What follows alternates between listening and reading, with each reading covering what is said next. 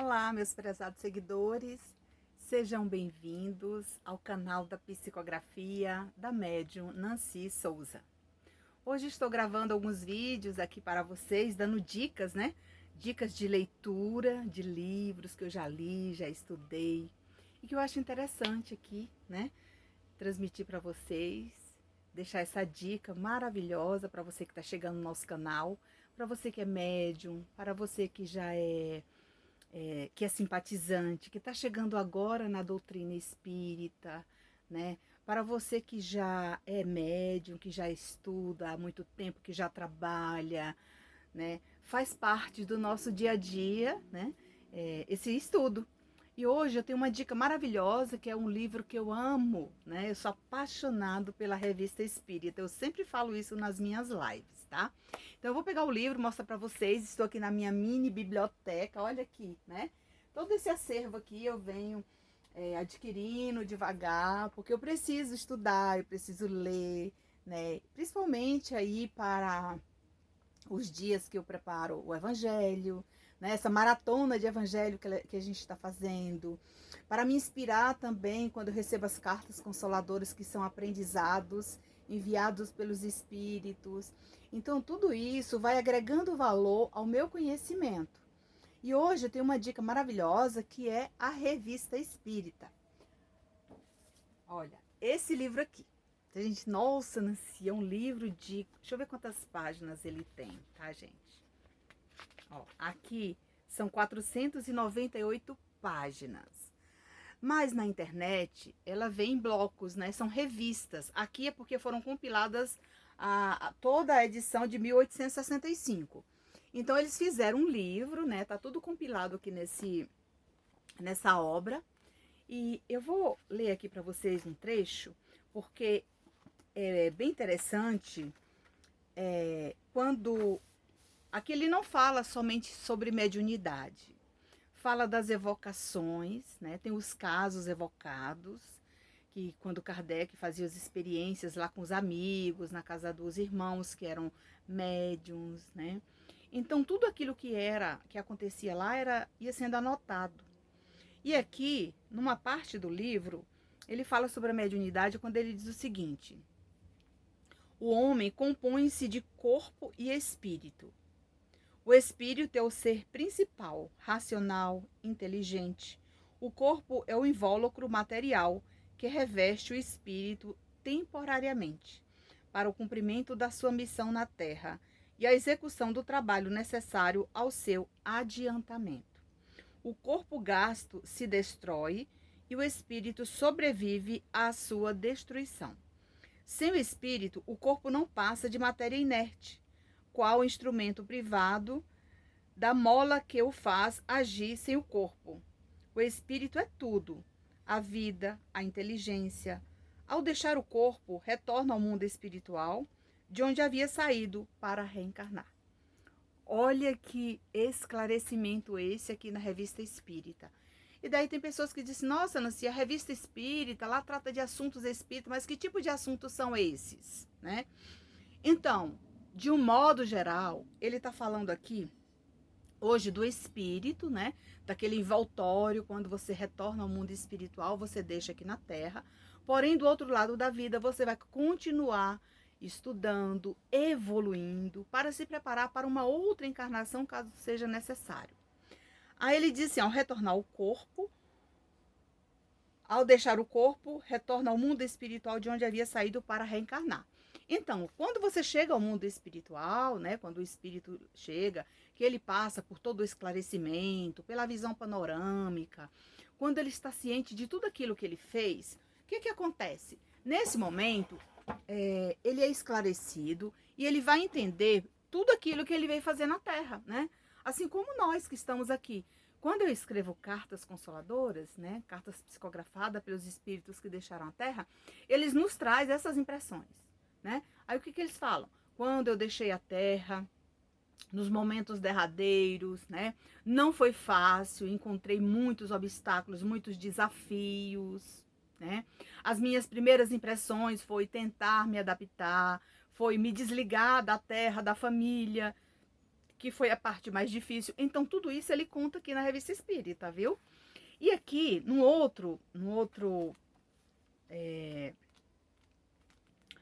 outra lição, no outro capítulo, que na verdade, aqui ele não fala sobre capítulo. Aqui ele vai trazendo as instruções recebidas desde aquela época. Aqui ele fala assim, ó, evocação de um surdo mudo encarnado. Quando ele evocou aquele espírito, ele veio contar por que ele não falava, por que ele teve que nascer surdo e mudo, né? Então, isso aconteceu em 1862.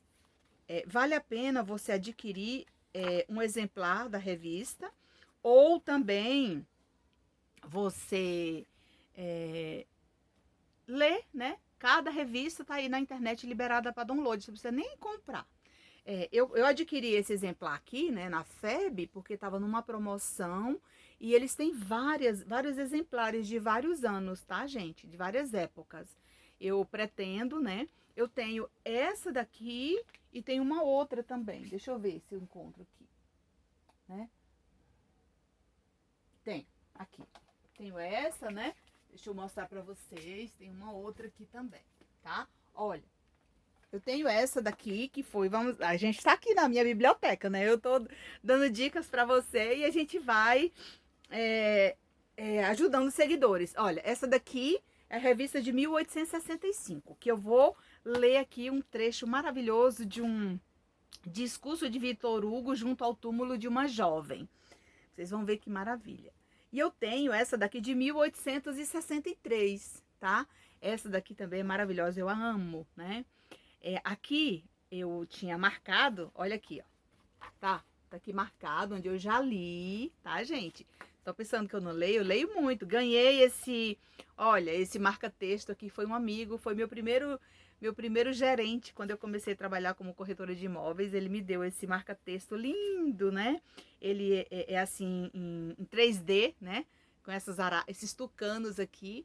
E eu guardo com muito amor. Isso aqui tem mais de 10 anos que eu recebi. Tem muito tempo também que eu ganhei, que eu adquiri essa obra aqui. Gente, eu comprei num sebo. Essa daqui eu adquiri num sebinho, tá? Aquela lá eu consegui nova. Eu adquiri num sebinho, mas essa aqui é novinha. Nova, acho que a pessoa comprou e não usou. Aqui num determinado parágrafo eu li, porque na verdade ele conta histórias aqui na Revista Espírita. Diz o seguinte: abraçamos a humanidade inteira sem distinção de culto, de raça, de origem. E com mais forte razão, de família, de fortuna, de condição social. Que saibam que o Deus dos espíritas não é um tirano cruel e vingativo, que pune um instante de desvio com torturas eternas, mas um Pai bom e misericordioso, que vela por seus filhos desviados, com uma solicitude incessante e procura atraí-los a si por uma série de provas destinadas a lavá-los de todas as manchas. Não está escrito que Deus não quer a morte do pecador, mas a sua conversão, ou seja, a sua melhora, né? Quando ele chega ao mundo espiritual, a gente sabe, quando a gente estuda, né?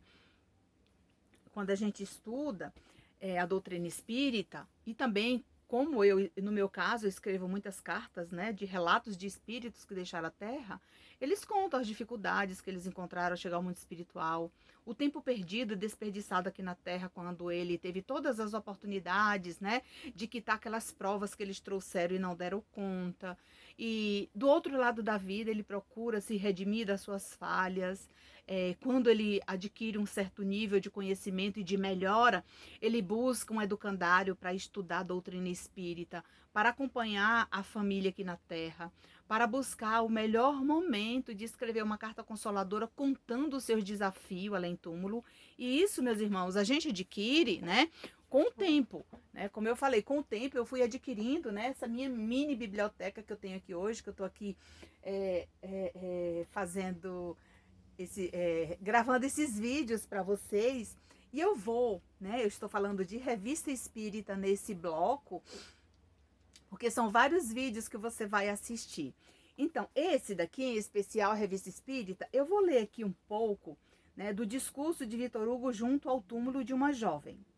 Embora esta tocante oração fúnebre tinha sido republicada por diversos jornais, encontra lugar igualmente nesta revista, em razão da natureza dos pensamentos que encerra, cujo alcance todos poderão compreender, o jornal do qual a Tomás dá conta da cerimônia fúnebre nos seguintes termos. E aqui eu achei interessante tirar essa lição aqui da Revista Espírita, porque nós estamos vivendo um momento, né, de grande comoção, né, dessa perda, né, desse desastre, né, desse avião, dessa cantora, né, com toda essa equipe dela que desencarnou. Então eu vou ler aqui para vocês, porque na verdade é como se fosse o espelho daquilo que aconteceu ontem, né? Então aqui o discurso de Vitor Hugo, ele diz o seguinte: um dia triste, cerimônia reunia, quinta-feira última, uma multidão dolorosamente comovida no cemitério dos Independentes de Genesi. Inumavam uma jovem que a morte viera surpreender em meio às alegrias da família, e cuja irmã se casara dias antes. Veja bem, foi uma grande comoção na cidade, essa jovem, né, uma pessoa maravilhosa que tinha desencarnado, só que dias antes, a única irmã dela havia se casado. E aqui ele conta, era uma moçoila feliz, a quem um dos filhos do grande poeta, senhor François Hugo, havia dedicado o 14º volume da sua tradução de Shakespeare. Ela morreu na véspera do lançamento desse volume. Então, o filho do Vitor Hugo, né? O senhor François Hugo, aliás, François Hugo havia dedicado o 14º volume da sua tradição de Shakespeare. Então, no lançamento do livro dele, acontece esse desencarne, né? E aqui ele vai contando a história. Como acabamos de dizer, a assistência era numerosa nesses funerais, numerosas e simpáticas, e é com viva emoção, com lágrimas que a amizade derramava, que ela ouvia as palavras de adeus, pronunciadas sobre esse túmulo tão prematuramente aberto pelo ilustre exilado de Guernesey, pelo próprio Vitor Hugo. E aqui, gente, parece essa história da comoção que nós estamos vivendo, né? Atualmente, aqui, né? Nesses momentos que nós passamos aqui na Terra. Eis o discurso pronunciado pelo poeta. Em algumas semanas, ocupamo-nos de duas irmãs. Casamos uma e sepultamos a outra. Eis o perpétuo tremor da vida. Inclinemo-nos, meus irmãos, ante o severo destino. Inclinemo-nos com esperança. Inclinemos com esperança. Quando ele fala isso aqui, lá atrás, você lembra que ele diz aqui, eu vou só reafirmar aqui, ó. Como acabamos de dizer, a assistência era numerosa, né? Aquela mocinha que acaba de desencarnar. Nesses funerais, numerosa e simpática, e é com viva emoção, com lágrimas e a amizade derramava, que ela ouvia as palavras do adeus.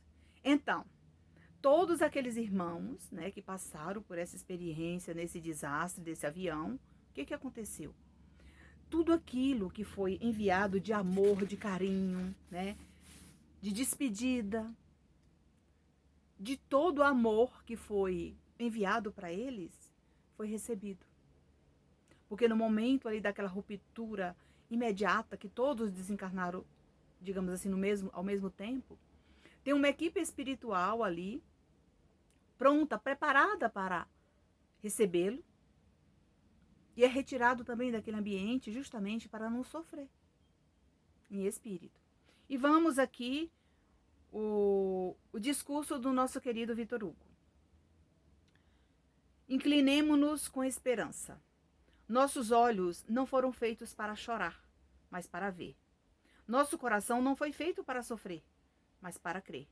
A fé, numa outra existência, nasce da faculdade de amar.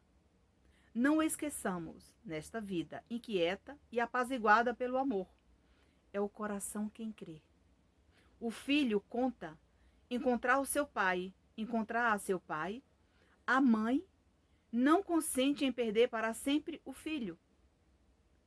Esta recusa do nada é a grandeza do homem. O coração não pode errar. A carne é um sonho. Ela se dissipa. Se esse desaparecimento fosse o fim do homem, tiraria a nossa existência toda a sanção. Não nos contentamos com a sua fumaça, que é a matéria. Precisamos de uma certeza. Quem quer que ame, sabe e sente que nenhum dos pontos de apoio do homem está na terra. Amar é viver além da vida. Sem esta fé, nenhum dom perfeito do coração seria possível. Amar, que é o objetivo do homem, seria o seu suplício. O paraíso seria o inferno. Não, digamos bem alto, a criatura amante exige a criatura imortal. O coração necessita da alma. Há um coração neste féretro, e este coração está vivo. Neste momento, ela escuta minhas palavras. Viu aí? Então, enquanto você está ali prestando aquela homenagem àquele ente querido que acaba de deixar a terra, ele está ali também ouvindo aquelas homenagens felizes para aceitar a sua nova morada. Emily de Putron era o doce orgulho de uma família respeitável e patriarcal. Seus amigos e parentes tinham por deleite sua graça e por festa seu sorriso. Ela era como uma flor de alegria a desabrochar na casa. Desde o berço era cercada de todas as ternuras. Cresceu feliz e, recebendo felicidade, dava felicidade. Amada, amava. Ela acaba de partir. E aqui eu vou tirar alguns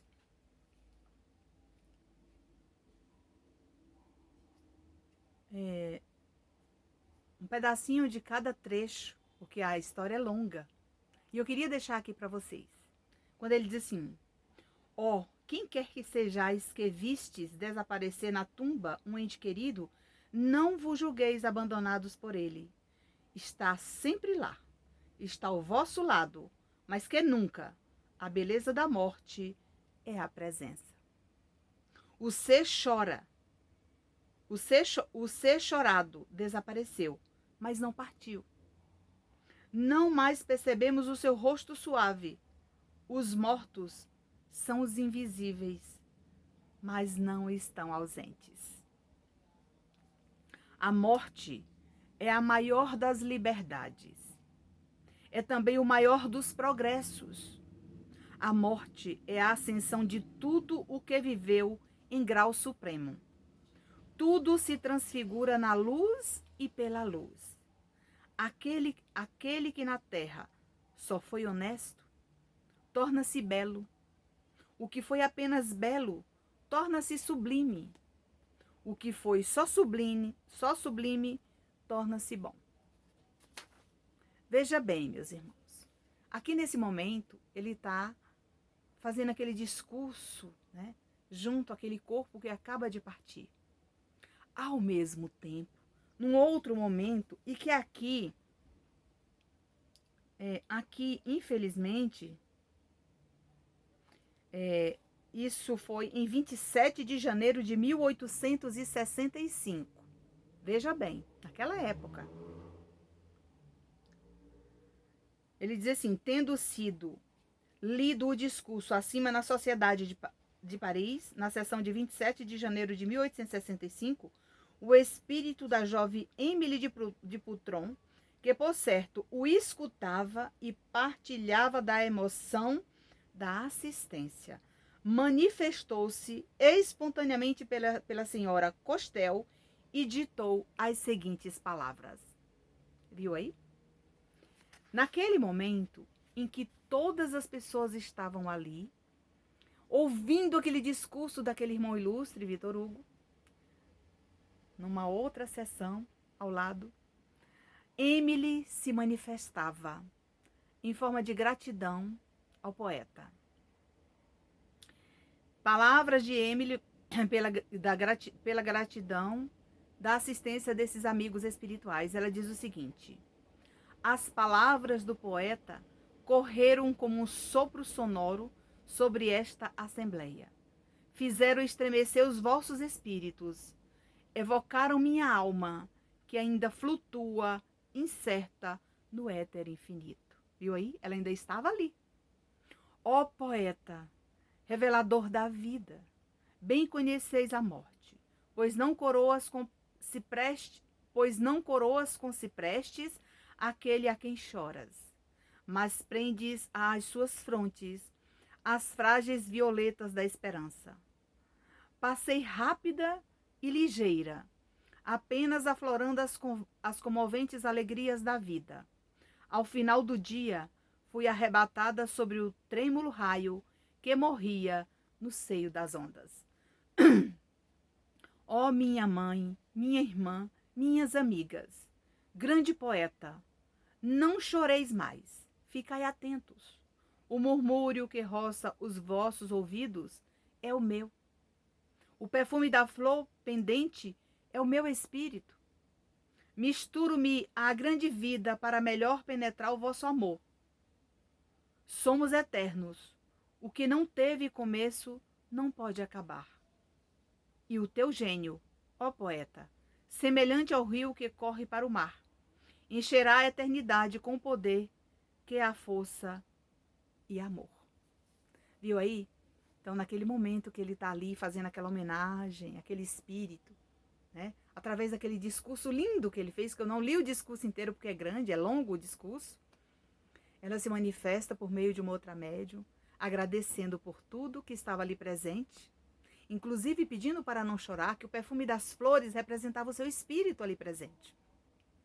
Então, meus irmãos, quando a gente fala para as pessoas que é importante, quando o espírito deixa a terra, orar por ele, cantar, agradecer. Sabe aquelas músicas bonitas que a gente canta lá na capela, naquela celebração para que ele passe dessa vida para outra, né? Como espírito eterno, satisfeito. E ali mesmo, através de médios videntes, né? Médios sensitivos, vai perceber a presença desse espírito amigo ali. Não tem a menor dúvida, gente, que ele vai estar ali. Então, assim como essa menina, essa mocinha, essa jovem, teve a oportunidade de contar, né, esse desfecho. Veja bem, ele chega com os amigos, né, para visitar a família, para falar sobre aquele espírito que estava deixando a terra e faz um discurso maravilhoso. Ao mesmo tempo, ela se manifesta e agradece ao poeta. Então, meus irmãos, se você tinha dúvida aí da imortalidade da alma, desse espírito eterno que está do outro lado da vida, no momento derradeiro do seu irmão, do seu amigo, do seu familiar, não pense que tudo acabou. Não. Através das cartas consoladoras, através dos livros que lemos, né? Através de tantos exemplos que nós temos vivenciados aqui na Terra, nós temos passado por tantos problemas. Nós estamos observando aí a comoção que trouxe no nosso país, aliás, no mundo inteiro, né? Dessa jovem que acaba de desencarnar, essa cantora famosa, aí junto com toda a sua equipe. É claro que por todo o planeta está existindo aí nesse momento essas homenagens através da internet, através das redes sociais, através dos veículos de comunicação, né? Dos jornais, das revistas, da televisão, do rádio. Então todos nós queríamos ali naquele momento enviar vibrações de amor para a família, para os amigos, para todos os familiares que estão neste momento vivenciando essa dor. E aqui eu deixo mais um momento, né, de paz e de esperança para você.